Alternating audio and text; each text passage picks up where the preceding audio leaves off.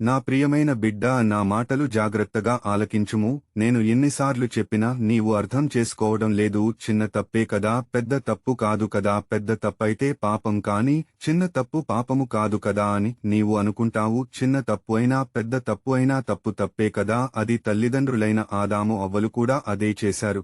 దేవుని ఆజ్ఞ మీరి ఆజ్ఞ అతిక్రమించి దేవుడు తినవద్దు అన్న పండుని తినకూడదు అని అనుకున్నారు. కాని అపవాది అయిన సాతాను వాళ్లని పాము రూపంలో వచ్చి మోసం చేసింది. వాళ్లు మోసపోయారు. ముందుగా అవ్వమ్మ మోసపోయింది. దేవుడు ఈ పండు తింటే చచ్చిపోతావు, తినవద్దు అన్నాడు. కాని ఆ పండు తింటే నీవు సావనే సావవు, నీవు దేవుని జ్ఞానము పొందుకుంటావని, దేవుని వలె నీవు అయిపోతావని దేవుడు అబద్ధమాడాడని నేను చెప్పినది నిజమని అవ్వమ్మకు చెప్పింది సాతాను. అవ్వమ్మ ఇది నిజమే అని నమ్మి తినవద్దన్న పండును తిని తప్పుచేసి పాపం మూట కట్టుకున్నది.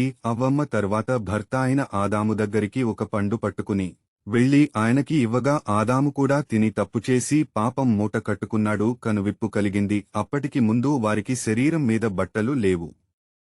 ఈ పండ్లు తిన్న తర్వాత కడుపు కలిగాక వారి మొల చుట్టూ ఆకులు కట్టుకుని చెట్టు చాటున దాక్కుని ఉన్నారు. దేవుడు సాయంత్రం వస్తున్నప్పుడు నడక శబ్దము విని చెట్టు వెనకాల ఆదాము అవ్వలు దాక్కున్నారు. ఆదాము ఎక్కడున్నావు అని పిలవగా నేను మీరు వచ్చే శబ్దం విని చెట్టు చాటున దాక్కున్నాను అని చెప్పాడు. ఆదాము అయ్యో ఎంత పెద్ద తప్పు చేశారు, ఎందుకు చేశారు, ఎవరు చేయించారు అని ఆదామును ప్రశ్నించగా అప్పుడు ఆదాము నన్ను నాకు భార్యగా ఇచ్చిన నా భార్య ఆ పండు తినమని ఇచ్చింది, తిన్నాను. తర్వాత అవమ్మా నిన్ను ఎవరు తినమన్నారు ఆ పండును అని అడగగా నన్ను ఈ సర్పము తినమని అని అంటే ఒకళ్ల మీద ఒకళ్ళు ఆ తప్పును తప్పుపుచ్చుకోవడానికి నెట్టుకున్నారు. కాని వారి తప్పు చేసి పాపం మూట కట్టుకున్నారు. అందువలన వారిద్దరినీ ఏదోను తోట నుండి బయటకు గెంటివేశాడు.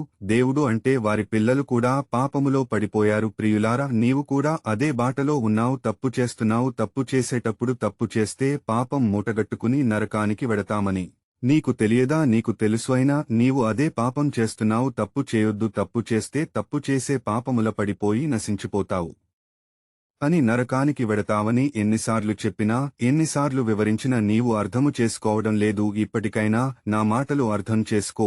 నీవు మీ కుటుంబము నా సన్నిధికి అంటే పరలోక రాజ్యము రావాలని నేను ఈ మాటలు నీకు తెలియజేస్తున్నాను. ఈ రోజు నుండి నేను చెప్పినట్లు జాగ్రత్తగా వినుము. పరిశుద్ధ గ్రంథములోని వాక్యమును వినుము. చీరపుత్రుడైన యేసు జ్ఞాన గ్రంథము 5వ అధ్యాయము 14 మరియు 15వ వచనములు. నీవు శాడీలు చెప్పుటలో దిట్టవనిపించుకోవలదు. నీ నాలుకతో ఉచ్చులు పన్నవద్దు. దొంగలు అవమానమునకు గురియైనట్లే అసత్యవాదులు తీవ్రనెందుకు రులగుదురు. పెద్ద తప్పులను చిన్న తప్పులను మానుకొనుము. ఆమెన్.